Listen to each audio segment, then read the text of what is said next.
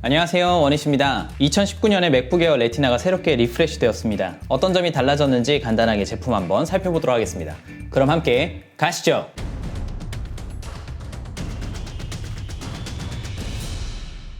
(2019년에) 새롭게 리프레시된 이 모델은 이런 식으로 맥북 에어 사과 그려져 있고, 박스나 외관상으로 달라진 점은 전혀 없고요. 아시다시피 맥북 뒤에 에어나 프로가 안 붙는 맥북은 이미 단종이 되었고요. 이제 맥북 에어 13인치 모델이 가장 저렴하게 구입할 수 있는 애플사의 랩탑이 되겠습니다. 비닐을 한번 벗겨 볼게요. 박스를 벗기면 맥북 에어가 등장하게 됩니다. 일단 작년이랑 디자인적으로는 전혀 바뀐 것이 없으니까요. 크게 살펴볼 만한 것은 없을 것 같고요. 기분 좋은 비닐 제거.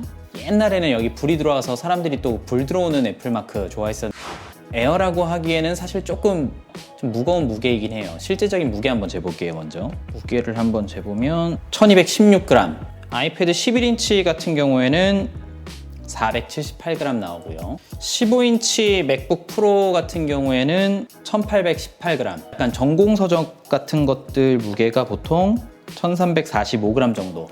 그러니까 웬만한 전공 서적보다는 조금 가벼운 정도의 무게라고 볼 수 있고요.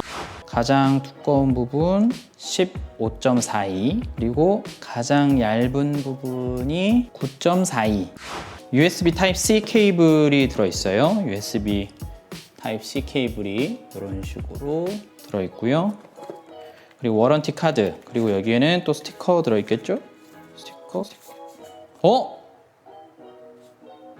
아, 깜짝이야. 스페이스 그레이 모델이라서 또 스페이스 그레이 사과가 들어있고요. 그리고 충전기는 이거 옛날에 분명히 비닐이었던 걸로 제가 기억하고 있는데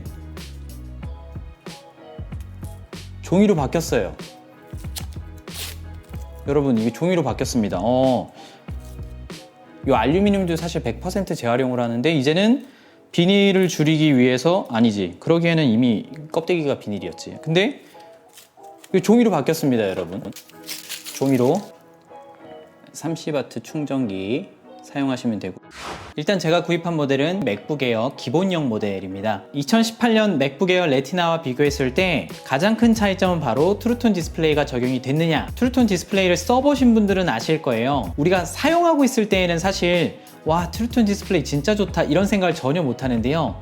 트루톤 디스플레이가 없는 제품을 사용하면 확실히 이렇게 화면이 시퍼랬나? 약간 이런 느낌이 들 정도로 어색한 느낌이 듭니다. 무의식 중에 우리의 눈을 얼마나 편안하게 했었는가를 생각할 수 있게 해주는데요. 개인적으로 이 기능이 들어간 것은 굉장히 반길만한 부분이라고 생각합니다. 그리고 이번부터 확실히 차이가 나는 것이 맥북 에어 라인업은 듀얼코어 8세대가 들어가고요. 맥북 프로 모델은 쿼드코어 이상의 CPU가 들어가는 것으로 완전히 성능에서 차이를 좀 벌려놓았다라고 볼 수가 있을 것 같아요. 가장 기본 모델의 메모리는 8기가고요. 그리고 저장 장치는 128기가인데 외장하드를 사용하지 않는 분들은 128기가면 좀 적을 수 있습니다. 가급적이면 256 이상 기본 하드를 사용하시는 것이 좋을 것 같아요. 그리고 T2 칩이라 그래서 보안이랑 비디오 에디팅에 좀 중요한 역할을 하는 칩셋이 탑재되어 있습니다. 작년과 동일하고요. 썬더볼트 포트는 2개가 들어가 있습니다. 왼쪽에 1개, 2개. 2개라고 해도 여러 가지 연결하려고 그러면은 이제 좀 부족하다고 볼 수가 있어요. 그래서 요즘 시중에 이런 제품들 많이 있거든요. 거의 필수품처럼 하나 구입하실 필요가 있을 것 같습니다.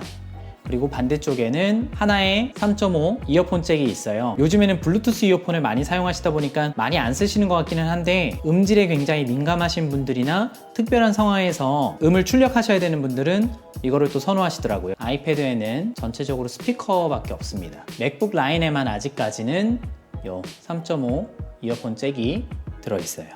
그리고 중요한 게 이제 가격이에요. 149만 원이라고 되어 있는데 2018년형은 159만 원이었습니다. 그래서 무려 10만 원이나 이제 저렴해졌어요. 만약에 학생 할인을 적용해서 구입하시게 되면은 137만 원에 구입을 하실 수가 있어요. 그리고 보통 1년에 한두 번 정도 비츠 헤드폰과 함께 애플 제품을 판매하는 시즌이 있거든요. 그때를 잘 노려서 구입하시면은 학생이나 학부모나 교직원분들 같은 경우에는 137만 원의 제품 구입하시면서 헤드폰 같은 것도 따로 받으실 수도 있으니까요. 그러한 경로를 잘 찾으셔서 구입하시는 것이 더 좋을 수도 있습니다. 물론 해당되시는 분들에 한해서요. 중요하다고 생각하는 것은 한 손으로 열 수 있는가? 여기까지. 옆에서 보시면은 거의 90도 각도까지 한 손으로 이렇게 당겨서 올렸을 때 열 수 있는 그 정도가 되고요. 그리고 화면은 이렇게 보시는 바와 같이 열자마자 종이 한 장 들어있고요. 바로 켜집니다. 그리고 맥북의 최대 각도는 각도기로 재보면 140도 정도 되는 것 같습니다. 설정을 간단하게 한번 좀 해볼게요. 일단 이렇게 터치 아이디 설정하는 화면이 나오면은 요 가장 오른쪽에 요 터치 아이디를 활용해서 입력을 해주면 됩니다. 이런 식으로 빠르게 설정 가능하고요. 굉장히 인식이 잘 돼요. 다크 모드로 실행해 볼게요. 이번에 새롭게 출시된 맥북 에어 레티나에서는 바로 트루톤 디스플레이가 들어갑니다. 그리고 키보드 같은 경우에는 이제 나비식 키보드는 호불호가 굉장히 갈려요. 근데 사실 애플 랩탑을 사용하려면은 나비식 키보드밖에 없기 때문에 적응하셔야만 해요. 물론 뭐 다음 연도에는 가위식 키보드로 돌아간다 뭐 이런 소문도 있기는 한데 3세대 나비식 키보드를 조금 보완했다고는 하지만 그래도 많이 불편한 점이 있을 수밖에 없어요. 키 소리를 좀 비교해보면 제가 기존에 2016년형 15인치를 사용하고 있었거든요. 소음이 확실히 줄어들었어요. 3세대 나비식 키보드에서 착착착착착 작작작작작 치치치 하는 치차름 같은 소리가 조금 덜 나는 형식으로 키보드가 좀 바뀌었어요. 가장 윗줄에 보시면은 펑션 키가 보이실 거예요. ESC부터 끝까지 펑션 키가 있는데 맥북 프로 라인은 이제 전부 다 이 터치바 모델밖에 없기 때문에 만약에 내가 터치바가 너무 싫다, 죽어도 싫다 하시는 분들은 맥북 에어를 사지 않는 한 터치바 모델 맥북 프로는 다 사용을 하셔야만 하는 상황이 되었어요. 개인적으로 애플 제품들의 사운드를 굉장히 저는 좋아하는 편입니다. 잠깐 간단하게 한번 비교를 해드리면은 11인치 아이패드 같은 경우에는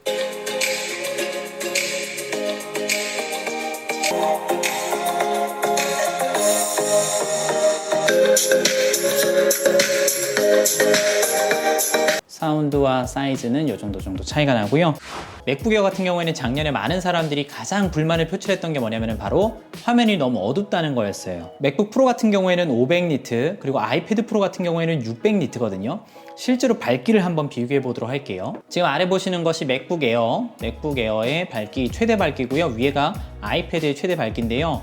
확실히 이 하얀색 글씨를 한번 보세요. 밝기 차이가 좀 나는 게 보이시죠? 비교했을 때 못 볼 정도로 너무 어둡다는 느낌은 아니에요, 확실히. 근데 지금 보다가 생각이 났는데 아이패드 미니나 아이패드 프로 그리고 맥북도 다 P3를 지원하는 데 반해서 맥북 에어 같은 경우에는 sRGB를 지원합니다. 다시 말해서 전문적인 용어를 빼고 그냥 간단하게만 얘기하면 색감이 아주 약간 빠진 느낌이라고 볼 수가 있어요. 지금 아이패드 프로만 봐도 색깔이 푸른색과 초록색 색깔들이 영롱하게 펼쳐지는 데 반해서 여기는 그냥 청색 뭐 이런 약간 느낌이 있어요. 색감이 좀 빠진 것들이 좀 티가 나고요. 그리고 붉은 계열에서도 마찬가지로 영롱하게 붉은 부분이 있고 좀 희멀건 뭐 이런 부분들이 좀 있어요. 맥북을 살지 아이패드를 살지 고민하셨던 분들이 많더라고요. 간단하게 한 가지 좀 팁을 드리자면 어떤 걸 선택해야 될지 모르겠다 하실 경우에는 내가 이제 어떤 프로그램을 주로 사용할 것인가를 좀 고민해 보셨으면 좋겠어요. 맥북에서밖에 쓸 수 없는 프로그램, 뭐 파이널 컷, 로직 뭐 이런 프로그램들을 내가 써야 한다. 그러면은 맥북을 선택하셔야 되고, 아니야 나는 연필이 반드시 필요해, 필기를 많이 해, 필기 앱들을 써야 돼, 아이패드에만 있는 나는 파이널 컷까진 필요 없고 루마 퓨전만 쓰면 돼, 뭐 이러시는 분들 같은 경우에는 아이패드를 선택하셔야 돼요. 물론 가장 좋은 것은 맥북 하나, 아이패드 PC 대신에 맥을 사도 될까요? 하시는 분들 같은 경우에는 모험심이 많고 내가 새로운 것을 배우기를 좋아하고 적응하는 것도 빠르다 하시는 분들은 이거 사용하셔도 돼요. 뭐 정 부족하면 부트캠프 돌려서 내가 윈도우 쓰면 된다, 뭐 이렇게 여유롭게 생각하시는 분들이 사용하시면 좋을 것 같고요. 맥 관련 커뮤니티 가면은 국내외 할 것 없이 윈도우 쓰다가 넘어왔는데 이거 불편해요, 저거 불편해요 이러시는 분들 너무 많아요. 비싼 돈 들여서 또 중고로 싸게 팔고 너무 안타까우니까 충분히 내가 그런 것도 내가 견딜만 하다 하시는 분들은 구입을 하시는 것을 추천드립니다.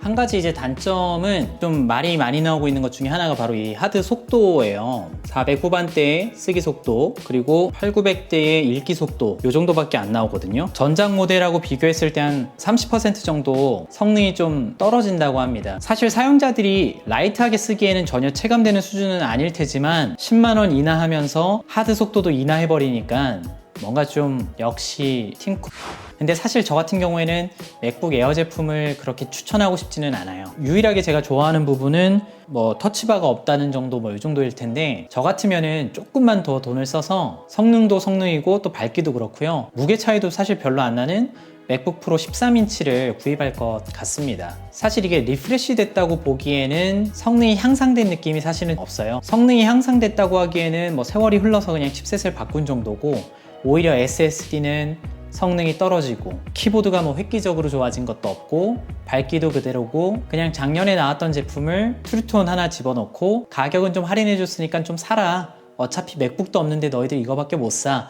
약간 이런 느낌이 들어서 조금은 아쉬운데, 너무 이른 기대이긴 하지만 2019년형 리프레시가 이렇다 보니까 다음에 등장할 모델은 좀 더 획기적인 발전이 있지 않을까, 그런 기대를 해보게 됩니다.